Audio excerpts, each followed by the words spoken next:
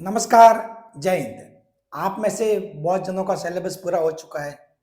आप सोच रहे होंगे कि मेरी 100% तैयारी पूरी हो चुकी है। तो देखिए, ये गलत बात है। ये मानना आपका गलत है।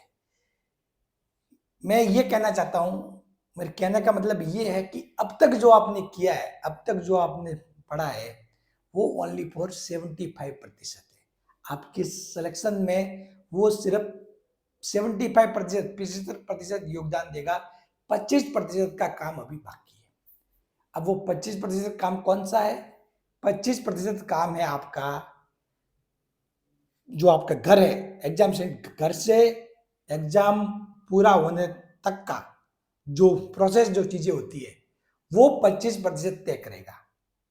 और ऐसे बहुत सारे, जैसे कि लैब असिस्टेंट की अब मान लो 1200 के आसपास सीटें हैं, तो ये लगभग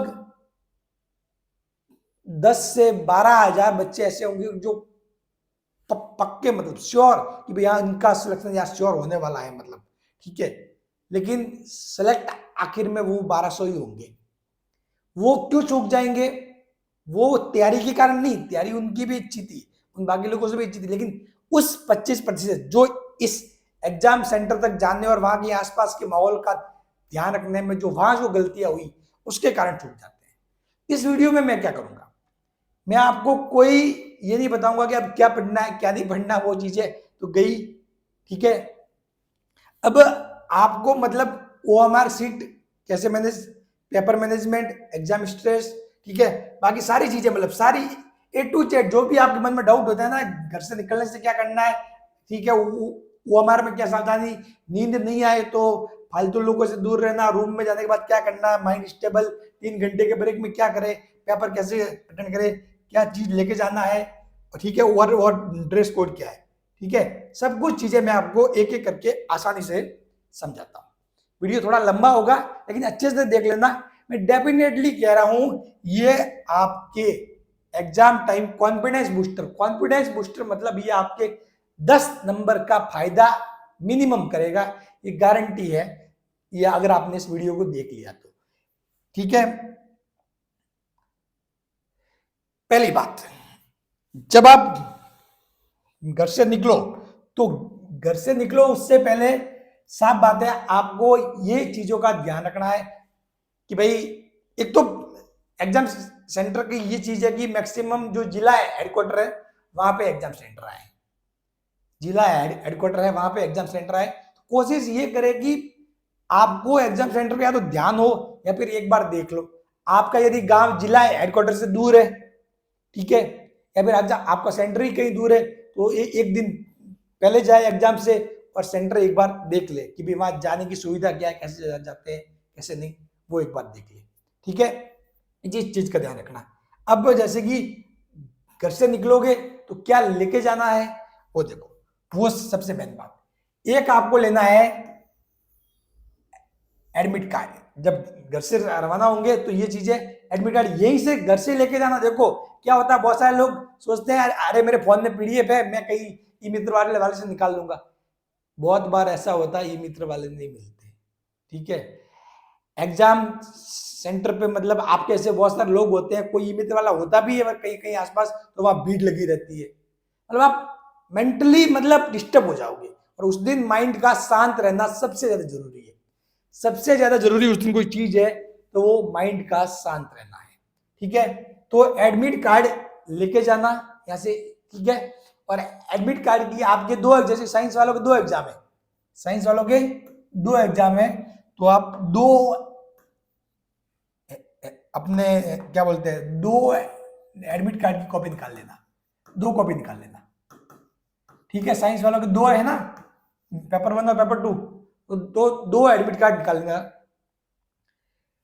फिर, और ये एडमिट कार्ड कोई जरूरी नहीं है कि रंगीन हो, ठीक है, ब्लैक एंड व्हाइट ही चाहिए, रंगीन का कोई जरूरी नहीं है। आप रंगीन लेके जाना चाहे तो लेके जा सकते हो, कोई दिक्कत वाली बात नहीं, ठीक है। बाकी black and white he 2 copy, मतलब एक फर्स्ट पेपर के लिए, एक सेकंड पेपर के लिए, बात खत्म। एक लेना है आपको आधार कार्ड, आधार कार्ड लेना है आपको ओरिजिनल, आधार कार्ड कैसा लेना है, ओरिजिनल लेना है, ठीक है। और कोशिश हो सके तो आप वो आधार कार्ड भी लेके जा सकते हो, जो मतलब ऑनलाइन जो निकलती है, जो उसकी रंगीन कॉपी जो ऑनलाइन विद स्कैनर, उसमें स्कैनर भी आता है, ठीक है, वो वाली कॉपी निकाल के ले जाना, या फिर आपके पास वो वाला है आधार कार्ड तो वो लेके जाना। बात खत्म। उसमें आपका फोटो साफ साफ हो, थोड़ा फोटो वैसे तो इतने साफ तो होते नहीं है, लेकिन फिर भी थोड़ा बहुत मैचिंग होना चाहिए, ठीक है। एक चीज कोई भी एक्स्ट्रा लेके जाना, या तो 10th की मार्कशीट लेके जाना, ठीक है, जिसमें आपका फोटो हो, या फिर कोई ड्राइविंग लाइसेंस लेके जाना, वोटर आईडी लेके जाना, या फिर कोई ऐसी आईडी जैसे कि आपके आपके जो एडमिट कार्ड है उसमें ये सब कुछ चीजें दी हुई है, ध्यान से पढ़ लेना। कोई भी वो एक, इसका उपयोग होगा कब, जब चेकिंग होगी तो आधार कार्ड से आपकी मैचिंग नहीं हो रही हो, कि भाई सामने वाले को जो जो टीचर चेक कर रहा है उसको लग रहा है कि यार कुछ डाउटफुल है, ठीक है, तो फिर आप वो अपनी वो दूसरी आईडी दिखा सकते हो, ठीक है। तो ये कोई भी दो आईडी, मतलब एक तो आधार कार्ड हो गया फिक्स, इसके अलावा इनमें से कोई भी एक जिनमें आपका फोटो हो, फोटो नाम डेट ऑफ बर्थ, ठीक है, ये फिर आपको नवीनतम रंगीन फोटो लेके जाना है, जो 1 माह से पुराना नहीं हो।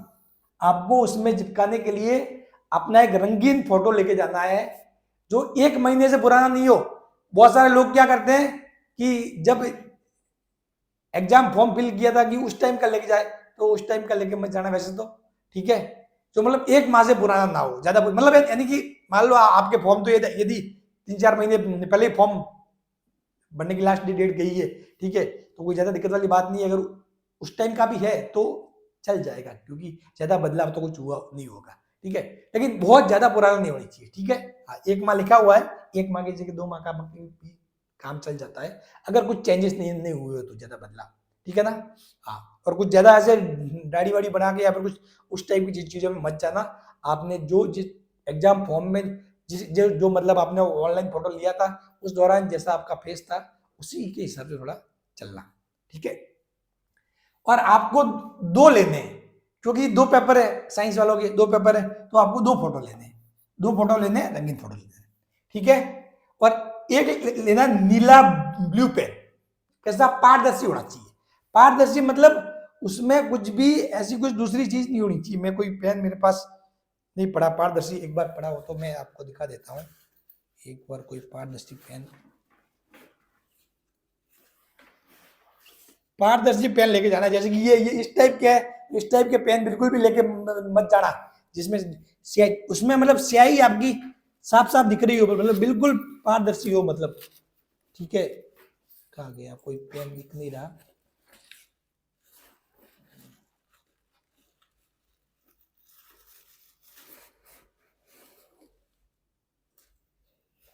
ठीक है, मतलब मेरे पास कोई पारदर्शी पेन तो है नहीं, मतलब लेकिन मतलब बिल्कुल जिसमें जो इंक है, स्याही जो उसमें जो नली है वो पूरी आर पार दिखनी चाहिए, ठीक है। उसके वो रबर भी नहीं होना चाहिए, ठीक है, वो आता है रबर, बहुत बार वो रबर भी निकालने को बोल देते हैं, बहुत सारे पेन पैसा जिनके यहाँ पर लगा होता है, रबर लगा होता है, वो रबर भी निकालने को बोल देते हैं। पूरा पारदर्शी दिखना चाहिए, इस टाइप के पेन तो बिल्कुल लेके मत जाना, ठीक है। और आपको लेना है नीला। अब नीला मतलब खास तौर पे मैं अपने जो राजस्थानी तो क्या बोलूं हम, जो राजस्थान और खास तौर पे सिरोही में मतलब नीला मतलब होता है, मतलब मारवाड़ी बोलते हैं नीला मतलब होता है हरा, तो आपको हरा पेन लेके नहीं जाना है, ब्लू लेके जाना है। कैसा, जैसा ये कलर आपको दिख रहा है ना यहाँ पे, ये। और वैसे तो उन्होंने एक पेन लिखा है, आप 2 पेन लेके जाना। वो अगर आपको एग्जाम सेंटर पे अगर वो आपको ना कर दे कि नहीं भाई 2 पेन लेके नहीं जा सकती, एक लेके जा सकते हो, तो फिर एक बार फेंक देना कहीं पे यार रख देना, लेकिन कोशिश करना 2 लेके जाना, ताकि बहुत बार हो सकता है एक पेन हो यार कुछ हो जाए, बंद पड़ जाए, कुछ भी हो सकता है, या फिर आप ऐसे ऐसे सोच रहे हो और हाथ से गिर गया तो वो नोक नीचे गिर गई और नोक टूट गया या नोक कुछ हो गया, तो कुछ भी चीज हो सकती है, ठीक है। हाँ, तो ये चीज हुई। और ये चीजें तो मतलब क्या लेके जाना, ये समझ के, मतलब ये क्या चीज है, एक तो एडमिट कार्ड, आधार कार्ड, और एक ये नवीनतम रंगीन फोटो, और ये, इसके अलावा और कोई चीज लेके नहीं जाना है, कोई भी पानी की बोतल बोतल सब कुछ चीजें जो आपके एडमिट कार्ड में दिया हुआ है, कोई भी चीजें लेके नहीं जाना है, सब कुछ आपके लिखा हुआ है उसमें, आप ध्यान से पढ़ लेना। अब बात है एक है सेंटर कोड की जांच। सेंटर कोड की जांच का मतलब क्या है? आपका जो एग्जाम सेंटर है, ठीक है, तो आपका जो एडमिट कार्ड है उसमें सेंटर कोड होगा। उस सेंटर कोड और उस एग्जाम सेंटर पे जाके वहां पे जो बार बोर्ड लगा होगा वो सेंटर कोड आपस में मैच कर ले। बहुत बार क्या होता है कि स्कूलों के नाम सेम टाइप के होते हैं। जैसे कि आप सिरोही में देखोगे तो एक तो है न्यू बिल्डिंग, एक ओल्ड बिल्डिंग। अब आप यहाँ पे आ गए, ठीक है, आपने किसी आदमी को पूछ लिया या किसी बूढ़े को पूछ लिया, किसी को, अरे भैया न्यू बिल्डिंग क्या कहाँ है स्कूल, तो उसके माइंड में उसको लग गया कि उसने पूछा है ओल्ड बिल्डिंग पूछा है या कुछ भी पूछा है। हालांकि ये दोनों स्कूल पास पास ही, तो ज्यादा दिक्कत वाली बात नहीं है, ठीक है, लेकिन वो तो कोई वहां है। तो बहुत बार क्या होता है नाम सेम सेम टाइप के होते हैं, ठीक है, लेकिन वैसी वैसी दो स्कूल होती है। तो वो सेंटर कोड की जांच करना जरूरी है। जो आपके एडमिट कार्ड पे सेंटर कोड लिखा होगा देखना, ठीक है, आपके जहां पे वो सेंटर लिखा हुआ है उसमें वो सेंटर कोड होगा। उस सेंटर कोड को वहां जो आपके जो सेंटर है वहां बार बोर्ड लगा होगा, वहां पे वो सेंटर कोड होगा, वो देख लेना। वहां पे लिस्ट भी लगी होगी, उसमें अपने रोल नंबर भी देख लेना। ये दोनों चीजों की जांच वहां जाके जरूर करना, सेंटर पे जाके, ठीक है, सेंटर पे टाइम पे पहुंचना है, ठीक है। अब बात रहती है, क्या रहती है, ड्रेस कोड की।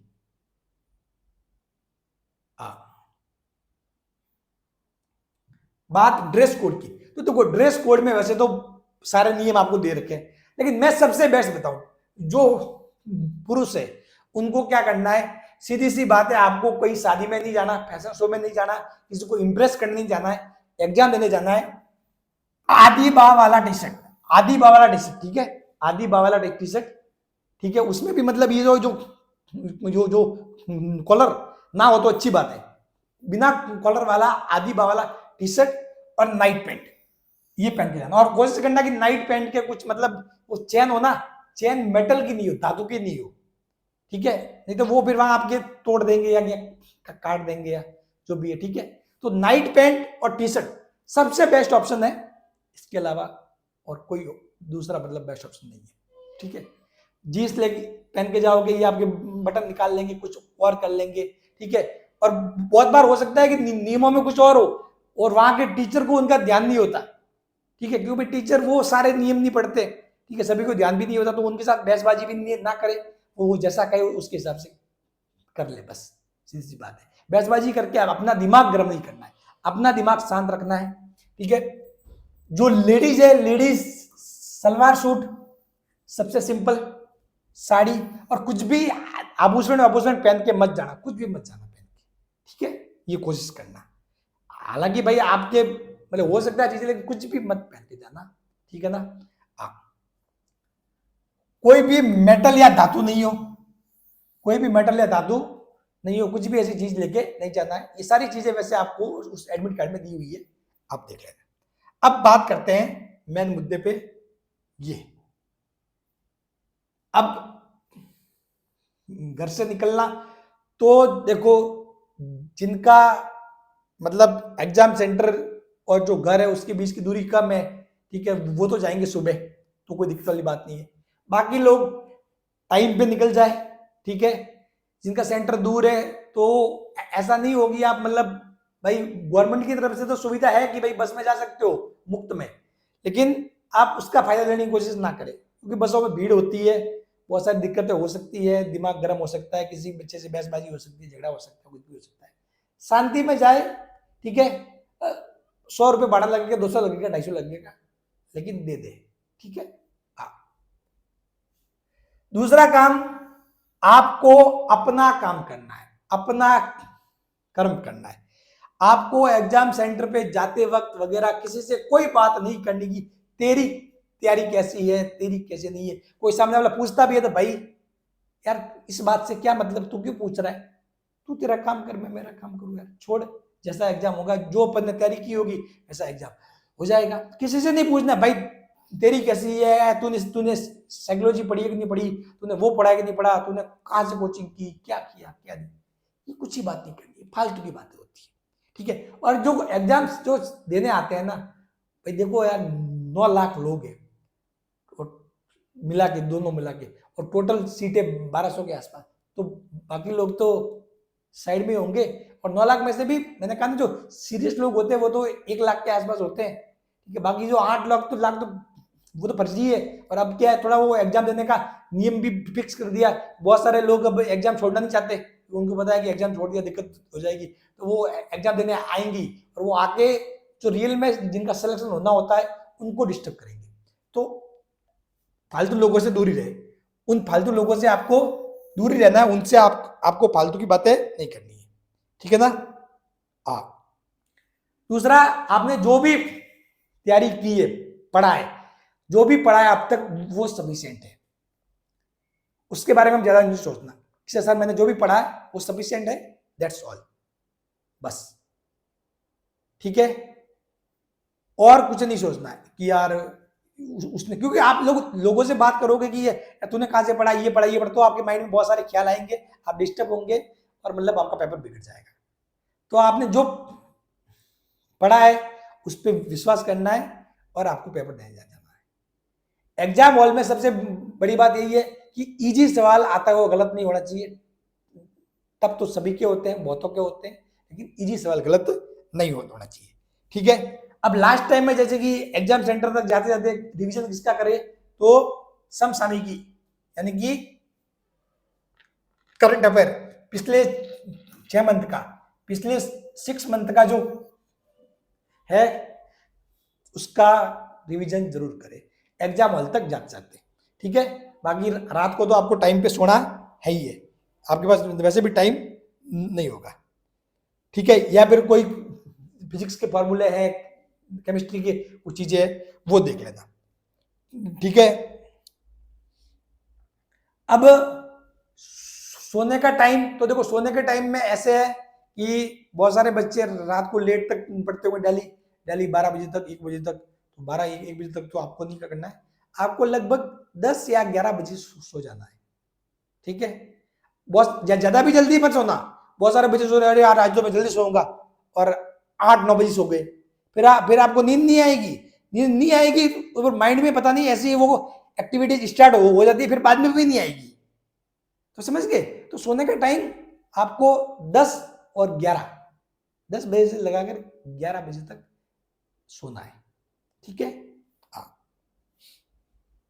दूसरा, ये एग्जाम है, ठीक है, ऐसा नहीं है कि मतलब बस अगर पेपर अच्छा नहीं हुआ तो जिंदगी खराब हो जाएगी, जिंदगी में बहुत सारे मौके होते हैं, ठीक है। लोगों की किस्मत एक सेकंड में बदल जाती है, कब क्या अच्छा, आपकी किस्मत में क्या अच्छा लिखा हुआ है किसी को कोई नहीं पता, ठीक है। कोई इस एग्जाम में फेल भी होगा और वो हो सकता है आने वाले टाइम में लाखों, मतलब बहुत बड़ा आदमी बन जाए, मतलब तो कुछ भी मतलब हो सकता है। तो इसलिए ऐसा कोई जरूरी नहीं कि लैब स्टैंड एग्जाम ही सब कुछ है, ऐसा भी सोच के नहीं जाना है। ऐसा सोच के जाना मतलब अपने आप में माइंड पे दबाव लेना है, सिंपल सी बात है, ठीक है।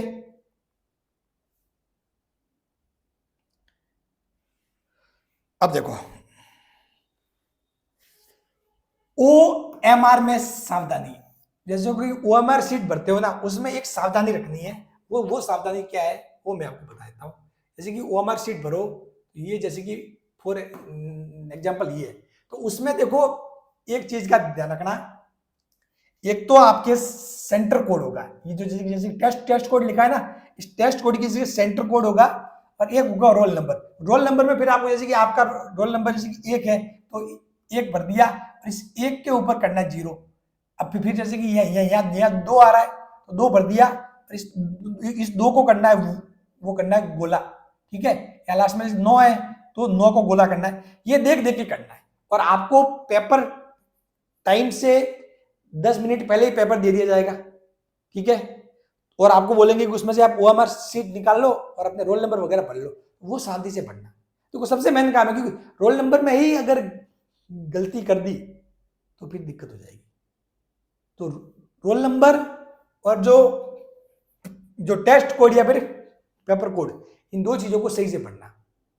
ये ठीक है, पहले तो उन चीजों को लिख देना यहाँ पर, ठीक है। ये गिन लेना, 1 2 3 4 कितने आपके रोल नंबर में वो कितने नंबर है, और यहाँ पे कितने नंबर है। वैसे तो मोस्टली अब सेम ही होते हैं, पहले सेम नहीं होते थे, पहले दिक्कत आती थी, आजकल तो सेम ही होते हैं, ठीक है। तो वो भर के यहाँ भर के और फिर इनके करने बोले, ठीक है। और एक फिर OMR में एक ई ऑप्शन वाली बात मैं बता देता हूँ। ई ऑप्शन देखो, ई ऑप्शन का रूल ये है कि जो लास्ट में जो 10 मिनट का वगैरह जो टाइम है वो आपको पेपर हल करने के लिए नहीं दिया जाता। वो आपको पेपर को बंद करो और जो सवाल नहीं किए हुए, जिन सवालों में गोला भरा हुआ नहीं, जैसे कि ये सवाल है, सवाल नंबर 56, इसमें आपके ना तो ए में गोला भरा हुआ, ना बी में, ना सी में, ना डी में, यानी कि आपने ये सवाल अटेम्प्ट नहीं किया, तो आपको उसको ई में गोला भरना है, समझ गए। क्योंकि आपको पता है आपने यदि 10 से ज्यादा ऐसे सवाल छोड़ दिए तो फिर मतलब आपका कॉपी चेक नहीं होगी, और आपने अगर एक भी ऐसा छोड़ा है तो भी आपके मार्क्स काटने का नियम है, ठीक है। तो इन चीजों का ध्यान रखें, ठीक है। अब देखो बाकी सारी चीजें बताता हूं, थोड़ा वीडियो लंबा है लेकिन ध्यान से देखना।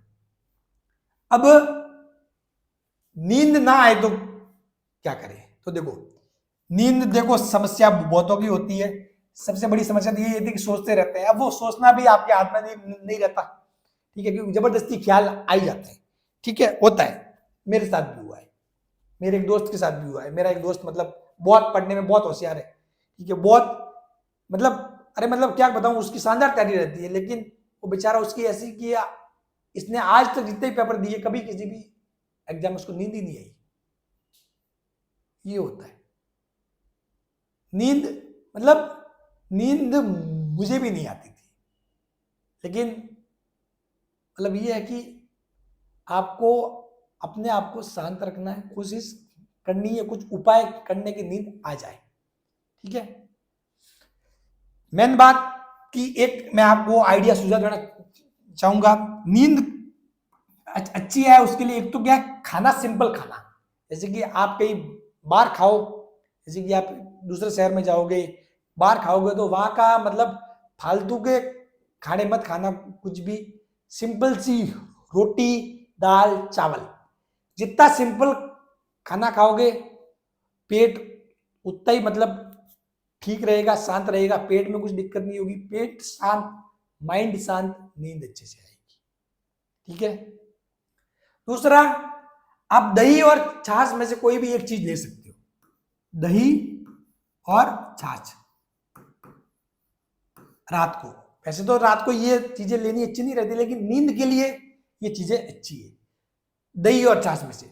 और दही और छाछ में से भी कोई एक चीज चूज करने का बोले तो मैं बोलूंगा कि आप छाछ को चूज करो, क्योंकि छाछ का क्या होता है, पाचन जल्दी से होता है, दोनों ही नींद में सहायक है, दही भी नींद में सहायक है, छाछ भी नींद में सहायक है, लेकिन दही का पाचन में थोड़ा टाइम लगता है, तो हो सकता है वो पेट में थोड़ी मतलब दिक्कत कर जाए, कब्ज। छाछ पी लो, और छाछ भी ज्यादा ठंडी नहीं पीनी है, ज्यादा ठंडी नहीं, मतलब आप जहां से लोगे छाछ वो हो सकता है वो आपको दे, मतलब जो उसमें गिलास में भर के दे दे तो वो ठंडी होगी, लेकिन थोड़ा सा उसको टाइम रखना, उसके बाद नहीं तो आपका कुछ गला बैठ सकता है, हो सकता है किसी की बॉडी बहुत ज्यादा सेंसिटिव हो तो सुबह बुखार भी आ सकता है एकदम से, ठीक है, वो चीजें नहीं करनी है। और छाछ के लिए सबसे बढ़िया आपने जो बूथ होते हैं, ये जो डेयरी बूथ है, इन डेयरी बूथ से छाछ बोल देना, ठीक है, जो भी छाछ के भैया छाछ की थैली दे दो, वो पी लेना, वो पी के और फर्स्ट क्लास गहरी सांस लेके सो जाओ, ऐसे जब सो ना तब ऐसे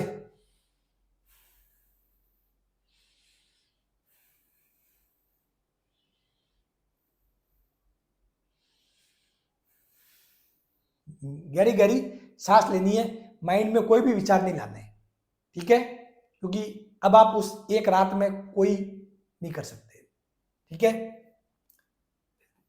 बुक्स आपको शाम के समय ही छोड़ देनी है, जब सो रात को जब 10-11 बजे सोने का टाइम हो उस टाइम बुक छोड़ दो, उसके बाद बुक के हाथ मत देना कुछ भी, ठीक है। रूम में जाने के बाद क्या करें और फालतू के लोगों से दूर रहना है। देखो आप रूम में जाओगे, एग्जाम हॉल के अंदर जाओगे, खास तौर पर देखो वहां पर जो चेकिंग होगी टीचर के साथ, उनका पूरा सहयोग करना है, ठीक है। मतलब पूरा मतलब उनसे बहसबाजी नहीं करे, वो जैसे कहे उसके हिसाब से करे, सब कुछ पूरा सहयोग करे, अपने माइंड को शांत। कुल मिला के ये था कि ऐसी कोई भी हरकत नहीं करनी जिससे आपका माइंड डिस्टर्ब हो जाए। आपका माइंड डिस्टर्ब मतलब पेपर गया, ठीक है। दूसरा, एग्जाम सेंटर पे एक एग्जाम सेंटर से मुश्किल से 1 या 2 बच्चे होते हैं सेलेक्ट, बहुत सारे तो पूरे पूरे एग्जाम सेंटर ही साफ हो जाते हैं। तो वहां आपको यदि एग्जाम सेंटर पे बच्चे 500 है तो 500 में से 498 बच्चे, 497 बच्चे वो तो फालतू ही होंगे। मतलब ये समझ भाई, 497 में से फिर भी मान लो कुछ पढ़ने वाले होंगे बेचारे, उनका सिलेक्शन नहीं होगा, लेकिन 400 तो वो तो फालतू ही है, वो आपको डिस्टर्ब ही करेंगे। इसलिए ना तो किसी से कोई बात पूछनी है, किसी से कोई आपको कोई जरूरी कुछ सोचना कि हाँ भाई वही सेंटर है या फिर तो आप सेंटर कोड मैच कर लो, मगर वो चीज है बस, बाकी कुछ भी नहीं, कहां से हो क्या से क्या नहीं, कुछ भी उससे कोई मतलब नहीं है, ठीक है। फालतू के लोगों से दूर रहना है। रूम में जाने के बाद या फिर एग्जाम सेंटर पे अपने माइंड को शांत रखें, ठीक है। सुंदर चीजों की तरफ अट्रैक्ट ना हो, साफ बता रहा हूं। खास तौर पे पुरुष, वो लोग सुंदर चीजों की तरफ अट्रैक्ट हो जाते हैं, बार बार देखते हैं, उससे आपका माइंड डिस्टर्ब होगा, ना तो वो चीज आपको मिलने वाली है, ठीक है। तो जो माइंड को शांत रखकर जो नौकरी मिल सकती है वो नौकरी लीजिए, उसके बाद ऐसी चीजें तो हजारों मिल जाएगी, ठीक है ना। मेरी इस बात को रॉन्ग वे में मत लेना, लेकिन सही बात बता रहा हूँ। बहुत सारे बच्चे एग्जाम सेंटर पे या फिर एग्जाम रूम में बैठकर ऐसे देखते हैं, ताकाजाकी करते हैं, वो नहीं करना है। जाके चुपचाप अपने टेबल पे देख लिए रोल नंबर जिस टेबल पे है कि हाँ वहां एक रोल नंबर छपा हुआ होगा, वो और आपके एडमिट कार्ड का रोल नंबर सेम है, हाँ मेरा ही है, जाके बैठ के आंख बंद करके बैठ जाओ बस, ठीक है। माइंड को स्टेबल रखना है बस, कुल मिला के फालतू के लोगों को से दूर रहना है, फालतू की बातें नहीं करनी है, ठीक है। माइंड को स्टेबल रखना है। अब आपके सुबह के टाइम में, जैसे कि एक तो है शिफ्ट 10 से 12, एक है 3 से 5, तो 10 से 12 वाला है पेपर पहला। तो अब देखो बहुत सारे लोग क्या करते हैं, सुबह सुबह पी लेते हैं पानी ज्यादा, बहुत ज्यादा भी पानी नहीं पीना है, देखो थोड़ा थोड़ा पीना है, थोड़ा मतलब थोड़ा पीना है एक दिन, मतलब अभी गर्मी का टाइम है, लेकिन खास तौर पे सुबह के टाइम में 10 के 12 टाइम में तो इतनी ज्यादा जो गर्मी है वो नहीं होती, तो आप थोड़ा ही पानी पिए। नहीं तो क्या होता है कि बच्चे क्या क्या करते हैं, 8-9 बजे का, साढ़े भाई सुबह जगह 7-8 बजे का बहुत सारा पानी पी लेते हैं। अब फिर वो क्या, वो पानी फिर एज ए टॉयलेट बाहर आता है। अब एग्जाम हॉल के 2 घंटे भाई साहब कितने इंपॉर्टेंट होते हैं, एक एक मिनट इंपॉर्टेंट होते हैं। आप टॉयलेट के लिए जाओगे, जाके आओगे, तब तक 5 मिनट गई आपकी, और 5 मिनट गई मतलब 5 मिनट में तो क्या हो सकता है आप। इसलिए मैं तो आज तक किसी भी एग्जाम में टॉयलेट रहने नहीं गया, क्योंकि मैंने पानी उसी से हिसाब से पिया है, थोड़ा थोड़ा, कि ना तो मतलब बॉडी में पानी की हो शॉर्टेज, ठीक है, और मतलब ना ही मतलब ज्यादा टॉयलेट का दबाव बने, ठीक है। 3 से 5 वाला ये दोपहर का समय है, उसमें भी मतलब पहले अपनी सारी टंकी वंकी कर लेना, खाली एग्जाम सेंटर में घुसो ना, घुसने से पहले पानी पी लेना। आप जैसे कि 12 बजे जैसे कि फर्स्ट पेपर हुआ, उसके बाद बाहर निकले और आपने मतलब बाहर निकल के पानी पी लिया बहुत सारा, तो फिर वो पानी फिर इस दौरान आपको एज ए टॉयलेट के रूप में बाहर निकलेगा, ठीक है। फिर आपको दबाव आएगा, भाग के जाना पड़ेगा, और वहां फिर टाइम खराब है। तो इसलिए एग्जाम सेंटर में घुसने से पहले से 2 बजे के आसपास आपको घुसना, या 2:30 बजे के आसपास घुसना स्टार्ट होगा, तो उस दौरान पानी पी के बैठ जाए 2 घंटे, थोड़ा शांत रखे माइंड को, ठीक है। ना भी पियोगे 2 घंटे पानी तो कुछ ज्यादा फर्क नहीं पड़ने वाला, ठीक है। हाँ, अब ये तो ये हो गया। अब 3 घंटे का जो ब्रेक है, ब्रेक के अंदर क्या करें, तो देखो ब्रेक के अंदर कुछ भी नहीं करना है आपको। यदि जैसे कि सेकंड पेपर है, जिसमें फिजिक्स केमिस्ट्री बायो के फॉर्मूले है तो उनका कुछ भी रिवीजन वगैरह कुछ करना हो तो वो कर लेना। बाकी किसी बच्चे से बात नहीं करनी है, पहला पेपर कैसा हुआ उसके बारे में बिल्कुल भी डिस्कस नहीं करना है, कुछ भी नहीं करना है। और हो सके तो किसी आसपास के किसी पेड़ के नीचे जाके बैठ जाओ, ठीक है, कोई पार्क है या गार्डन है वहां जाके बैठ जाओ। और अगर सबसे बढ़िया कोई मस्त जगह मिल रही है या कोई घास है वगैरह और जहाँ सो सकते हो तो थोड़ा बहुत सो लो। मैं कह रहा हूँ ना आपको, अगर 10 मिनट भी नींद आ गई अच्छे से, 10 मिनट भी नींद आ गई ना, तो 10 मिनट का नैप आपके लिए सेकंड पेपर में बूस्टर की तरह काम करेगा, ठीक है। तो इस 3 घंटे के दौरान फालतू लोगों से दूर रहना है, और इस 3 घंटे के दौरान मतलब बहुत ज्यादा दाब के भी भोजन नहीं करना है, ठीक है। कुछ केला, फल फ्रूट या जूस पी लेना। एक दिन खाना नहीं खाओगे तो कोई फर्क नहीं पड़ेगा, ठीक है, जूस वूस पी लेना, बॉडी में ताकत रहेगी एनर्जी। आप ऐसा नहीं कि ठूस दो भर के और फिर गर्मी, और भाई साहब ये वो लोग मतलब ये जो ठूस के खाना और ये मौज करने, ये वो लोग वो करेंगे जो एग्जाम सेंटर पे सिर्फ एग्जाम देने आए हैं, टाइम पास करने आए हैं। लेकिन आप सीरियस कैंडिडेट हो तो आपको बिल्कुल सोच समझ के जूस वूस पी के बस बैठ जाना है। अब पेपर कैसे अटेंड करें, ओएमआर सीट कैसे भरना है, ये सबसे मेन चीज। अब देखो,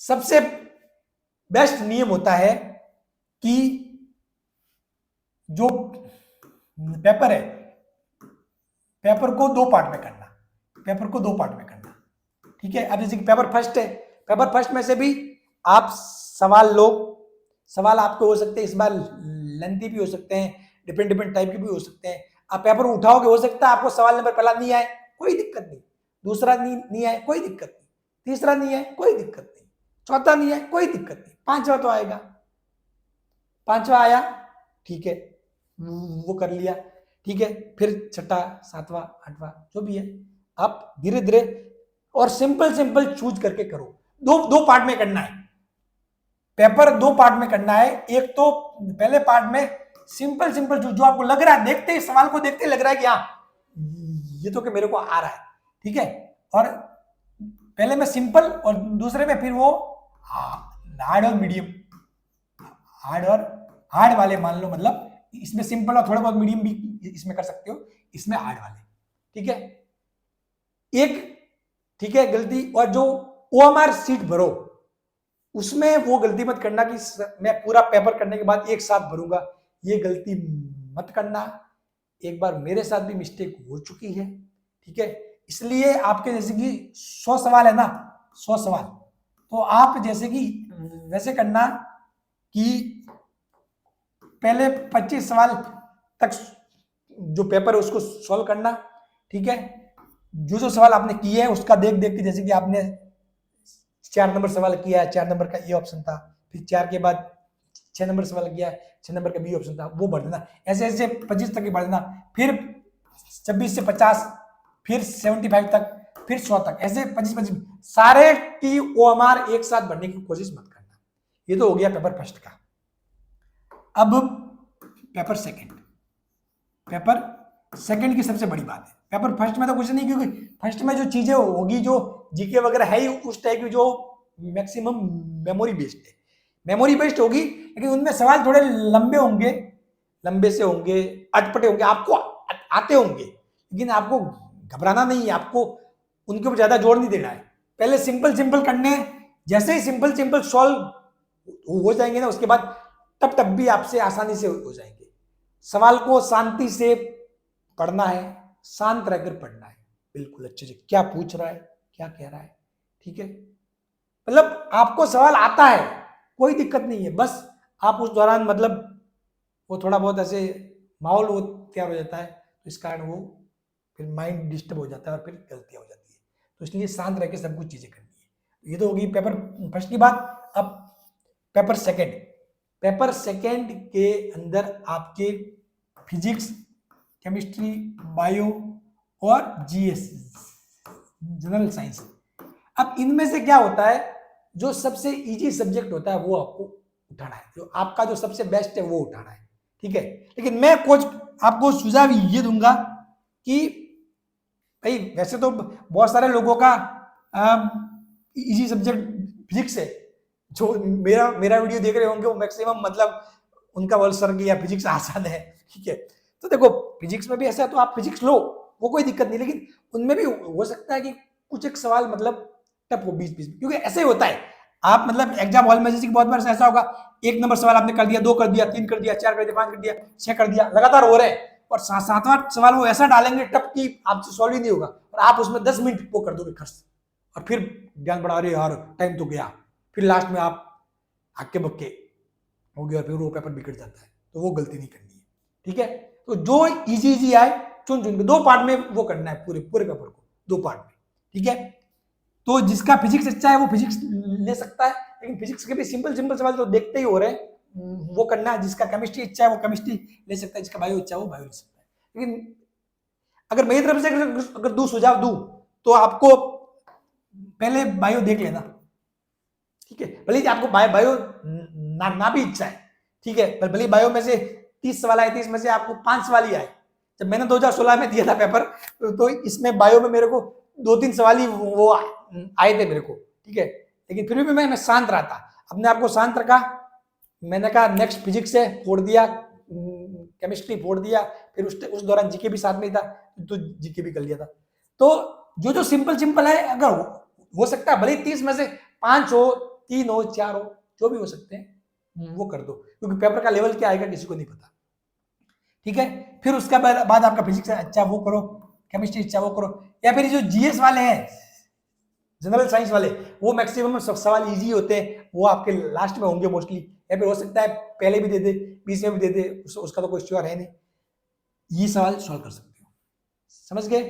तो पेपर को शांत रखकर अटेम्प्ट करना है, एक साथ ओएमआर शीट नहीं बढ़नी है, ठीक है। माइंड को शांत रखना है, ठीक है, और पेपर को 2 पार्ट में करना है। देखो एक चीज ध्यान रखना, सबसे इंपॉर्टेंट चीज, सिलेक्शन से वो लोग चूक जाते हैं जो सिंपल सवाल को रॉन्ग कर देते हैं, जो सिंपल सवाल को रॉन्ग कर दे। सिंपल सवाल को गलत नहीं करना है।